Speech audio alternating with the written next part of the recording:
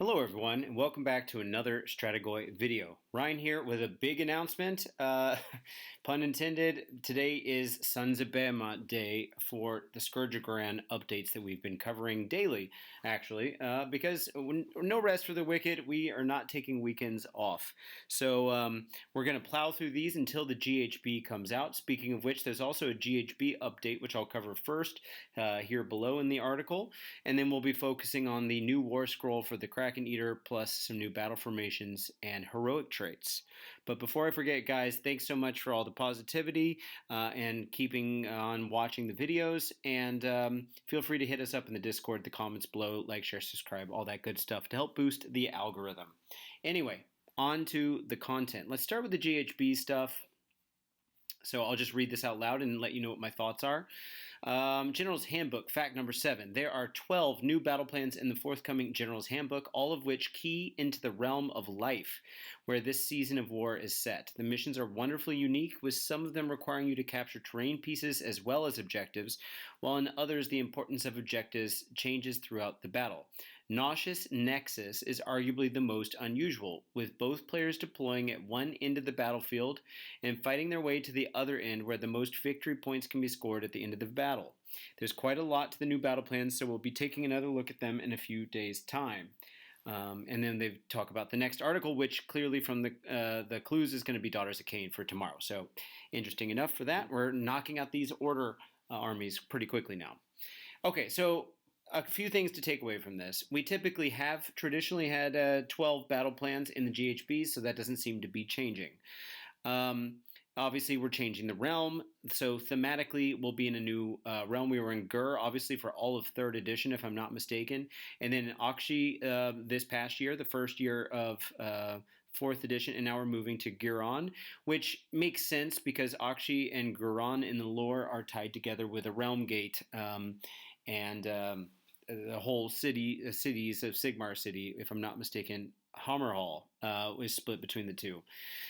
So anyway, who knows if we'll get a 3rd realm or we'll be in both, since we're kind of maybe focusing on the 2 that are bridging that realm gate for the last year of 4th edition, assuming it's a 3-year cycle, but we'll see.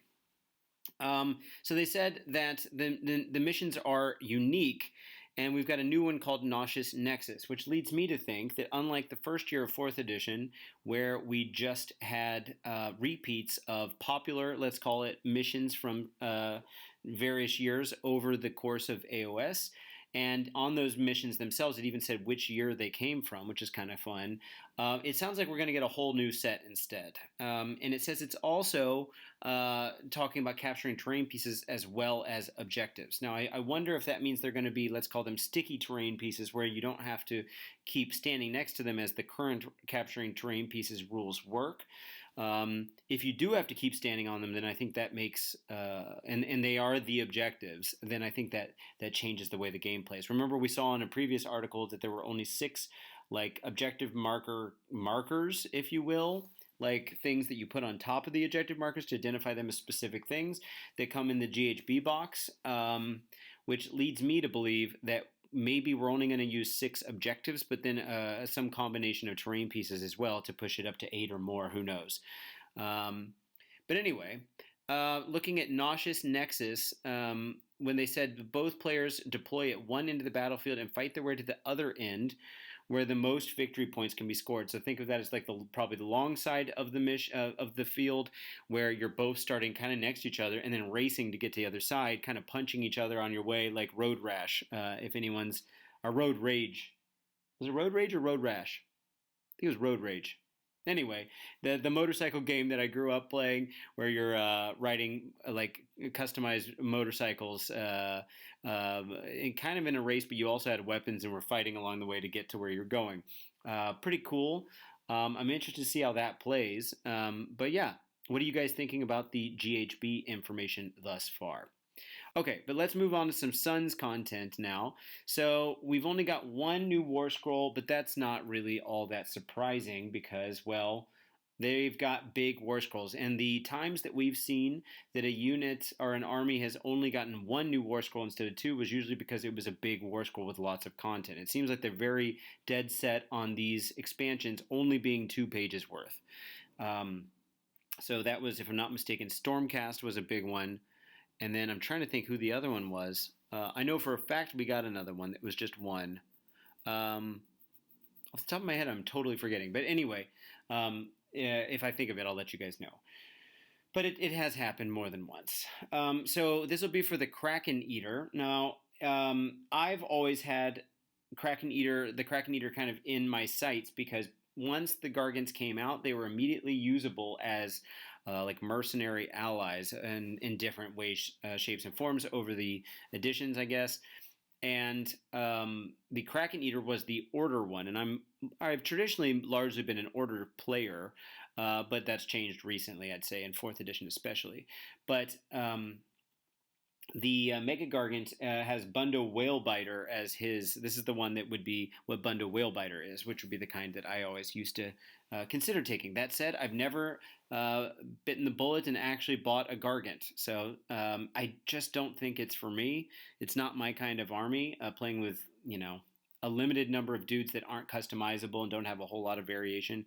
Yes, they have Warscroll abilities that change, but I don't know if it's for me. If someone feels like, based off of what they know about my Johnny type playing, that I'd really like Gargants, let me know, but I kind of always gotten the vibe that it's not really my bag. But I do like that if you take them as a mercenary, they do have an increased control score now. For 3rd edition, that wasn't the case. Even though they counted as more on objectives in Sons of Behemat, they didn't in other armies as allies or mercenaries because that rule was found in the battle traits, not on the Warscroll. But anyway, so enough about that. The Kraken Eater Mega Gargant currently, and again this could change, costs 450 points. But it's obviously going up to 480 here, so we'll have to see. He can take 0 to 1 Eager Lout, and then any Sons of Behemat, and then this hero can join an eligible regiment as an Eager Lout. So I'm pretty sure that's all of the normal Mega Gargants can be those, so that you can have a low drops list. Yeah, so let's take a look at the Warscroll. Actually, there's the formations and hero traits, and then here we go. So we'll start by looking at just the stuff that just changed, and then take it from there. So starting with the wheel, we've got 10-inch move, 35 health, 20 control, 4+ save, nothing changed. Let's look at the keywords down below. The keywords down below had hero, monster, yes, destruction, Sons of Behemat, Mega Gargant, nothing changed there. Let's take a look at the weapon profiles. So the shooting attack is hurled debris, 24 inches. I'm reading off what it used to be, 24 inches, 3 attacks, 4s, 3s, -1 D3. So that didn't change at all. Then we had the ship Rekka War Club, the one that can bracket. That was 4 attacks, 4s, 2s, -2, 4. So we got a point of damage added. So max 20 damage on this thing. And then just out of curiosity, skipping over to the battle damaged, it said while this unit has 15 or more damage points, the attack characteristic of the Shipwrecker War Club is 3, and this unit has a control characteristic of 10. That hasn't changed. So it's still going down, which of course hurts even more now, I guess, if you want to look at it as a negative silver lining. In the damage went up, so now by going down to 3, you're like, oh, I just lost the potential for 5 instead of 4. But in another sense, it's not all that bad, because if you think about it, what it used to be was max 4 times 4 damage, 16, and then when it got bracketed, it was 3 times 4, so down to 12. But now it's max 20, and even when it gets bracketed, it's at 15, which is 1 less max than you would be getting from the max what used to have not bracketed before. So it was just good in general. Okay, then we had a stomp that was called the Almighty Stomp, and now it has a new name, so it probably has changed. That's 4 attacks. This is the old profile. 4 attacks, 4s, 2s, -2 D3, and then anti-infantry +1 rend. Interesting, because that doesn't appear to have changed despite the name has changed. And if I'm not mistaken, there's a rule somewhere in the index that refers to the types of stomps that the guys are doing and says that they get boosted. And rules is written right now, unless they go back and change the index. If they change the name of that stomp, then it's no longer going to be eligible for that. So considering that all the wording here is the same, unless something changes in the abilities, this might actually be a nerf. But someone who's a Gargants player, let me know.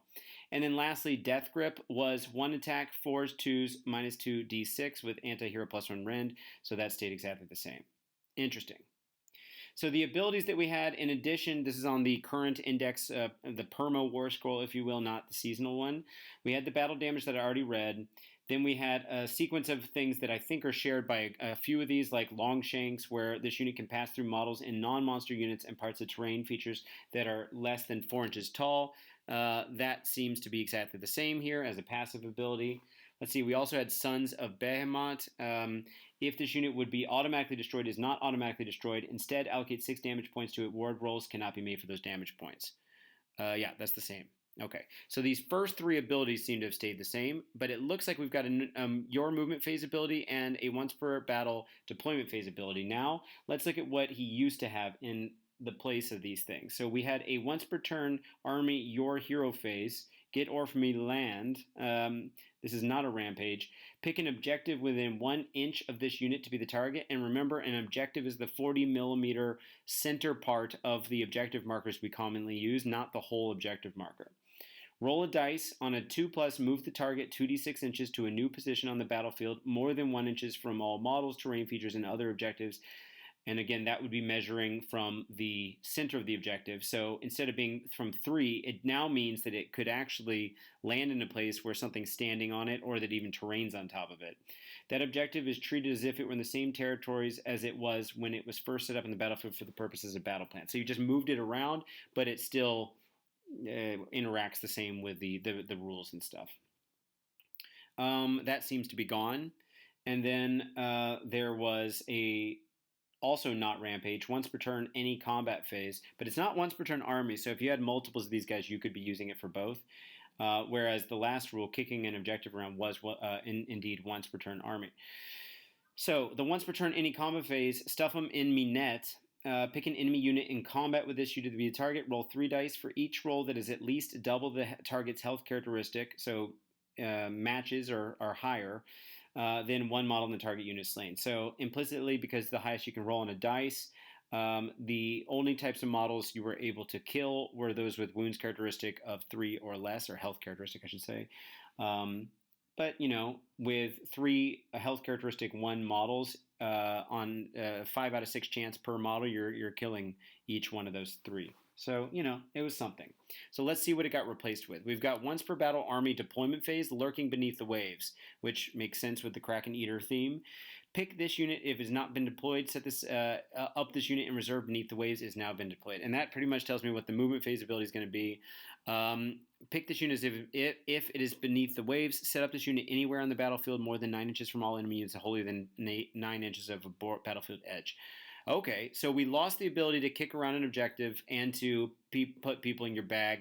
You got +1 damage here. Maybe the spine-shattering stomp gets referenced in the way that they're going to FAQ or whatever, errata the wording on those abilities, but otherwise that would be a nerf. Is having a deep striking Gargant enough? The fact that he deep strikes outside of, or wholly than 9 of a battlefield edge, does make it a little rough, but you could do that.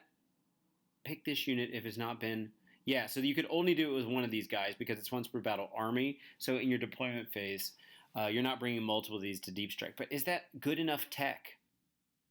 I don't know. Someone in Gargants, let me know. I think it could be good, but I'm not 100% sold that it's going to move the needle. That's been my key phrase for this whole series on choosing this version of it over the other one. And to be honest, again, like a lot of these Warscroll changes we've been seeing, this unit wasn't super popular for Gargants players anyway, because I think a lot of people prefer the damage output of the other guys. But now with the +1 damage, maybe that does move the needle. But Gargants players, let me know what you think. 4, 3, 2, 1. Okay, so let's move on to the other new updates. So we've got 2 new battle formations and 3 heroic traits. Let's start with the battle formations, okay? So we've got the Man-Skittle Mob. All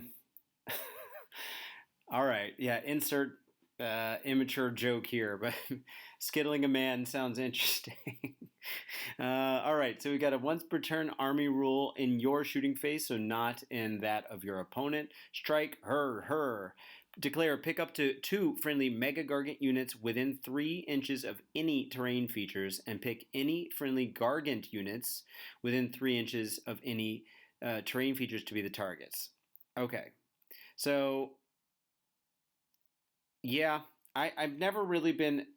Sometimes I feel like the wording that GW uses with multiple clauses in a sentence can sometimes be confusing. So, right off the bat, it sounds like one way to interpret this is that you just pick 2 friendly Mega Guard units within any terrain features, period.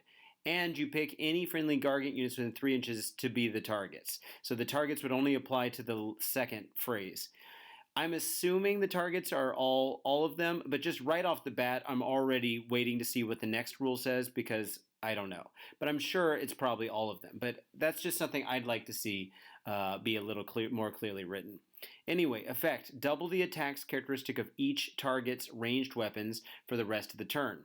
If the target has no ranged weapons, pick an enemy unit within 12 inches of the target instead and roll a d3. On a 2+, inflict amount of mortal damage on the enemy equal to the roll, so 2 or 3 potentially.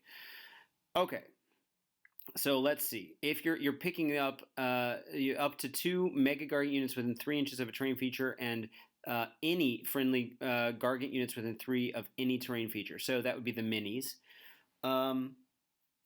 So basically, if I'm reading this correctly, 2 megas are getting to shoot, and then any number of Mega Gargants. And it must be that the Mega Gargants are the targets as well, because otherwise it doesn't make any sense. I thought maybe it was going to trigger which little Gargants you could pick would trigger off of which Mega Gargants you picked as the 2 friendly. But I think it's clear now that, of course, it has to be that everyone's the targets.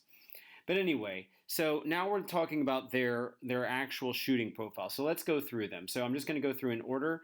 The Beast Smasher does not have a shooting profile, so he would get the D3 2+ mortal damage. The Gatebreaker does. The Gatebreaker has a profile of 18-inch range, 1 attack, 3s, 2s, -3, 4 damage. And so this is doubling the attack, so that's just 2 attacks, so it's obviously a big improvement. Okay. Interesting. Let's see. Then we've got King Broad. Does not have one, so he'd just be doing mortals.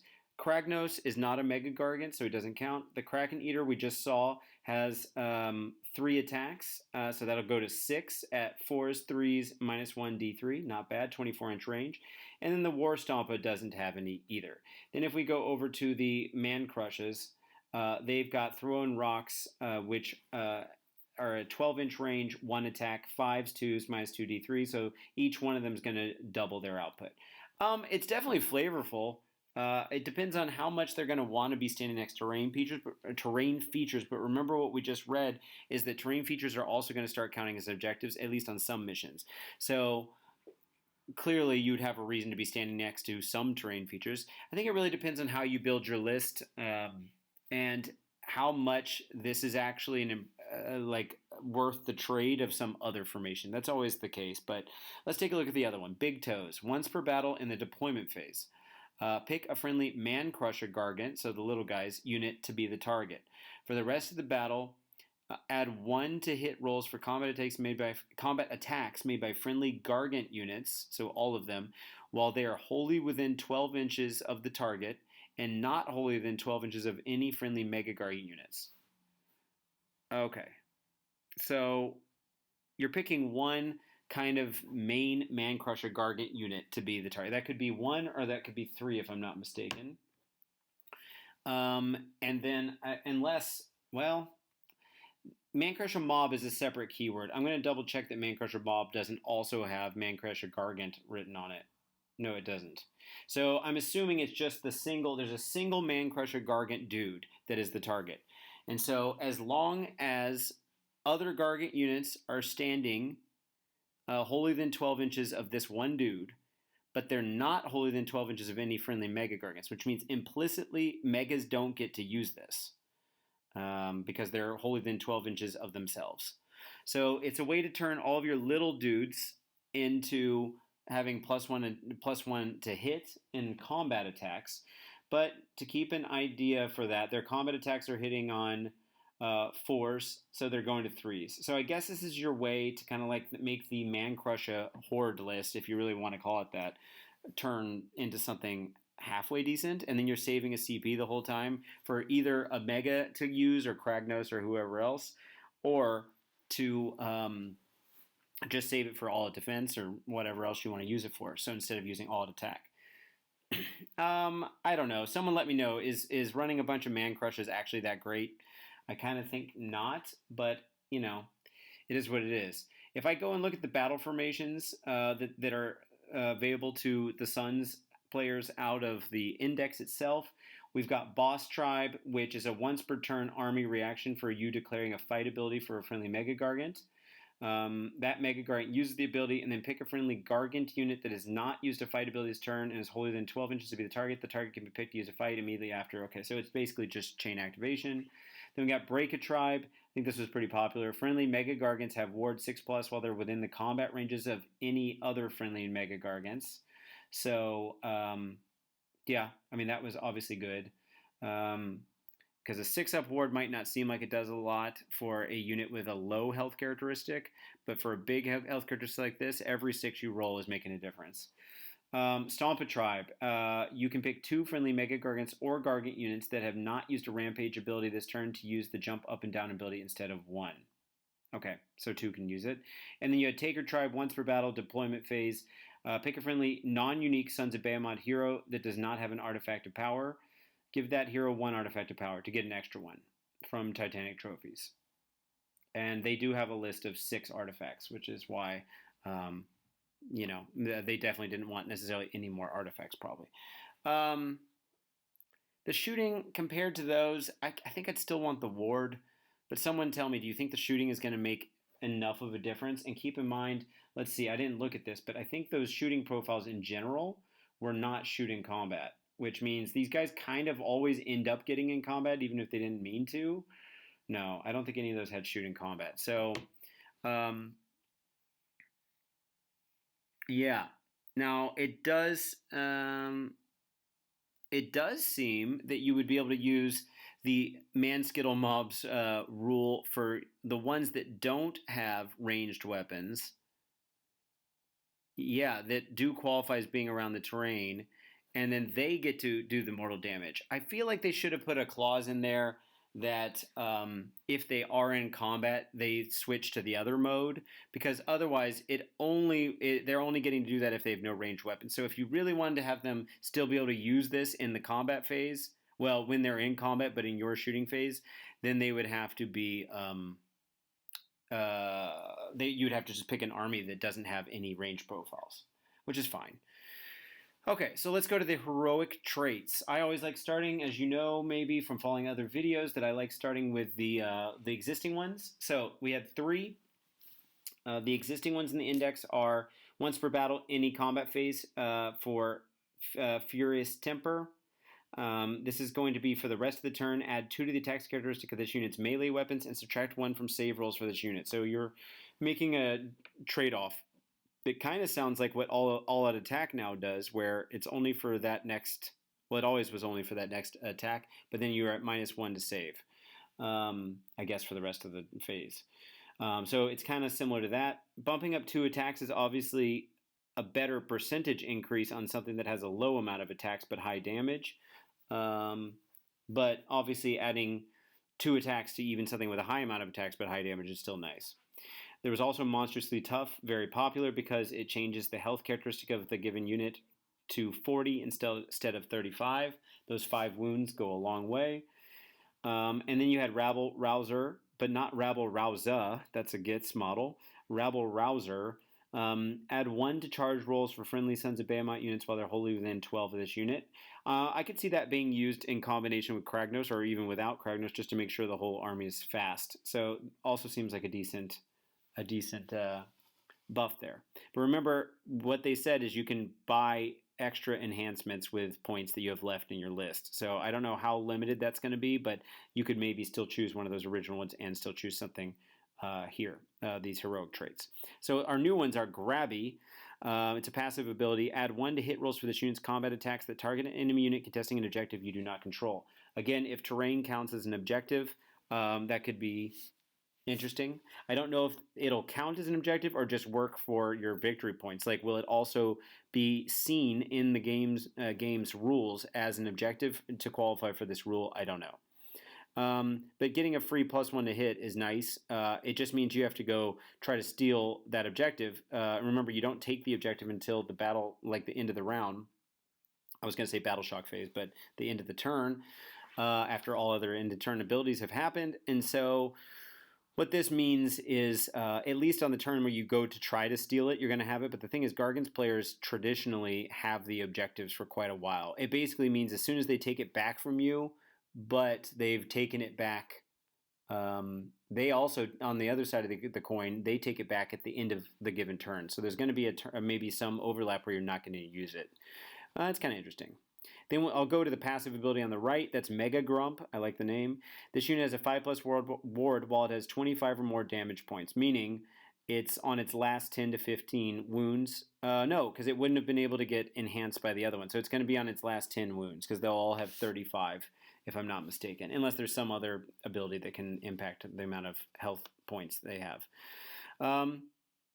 So it's either giving you a ward that you didn't used to have, so giving you 50% more damage absorption for those last 10 wounds, or it's bumping up your 6 if you're in the other formation and you're standing next to a Gargant, a 6 to a 5, so improving the wounds absorption there from a 20% wounds absorption to a 50% wounds absorption boost.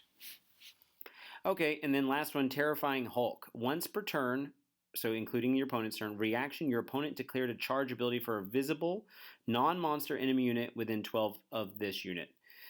It's a few different stipulations, but the effect is if this unit, the one carrying the heroic trait, is not in combat, roll a dice. On a 3+, you can change one of the dice in that charge roll to a 1. Interesting.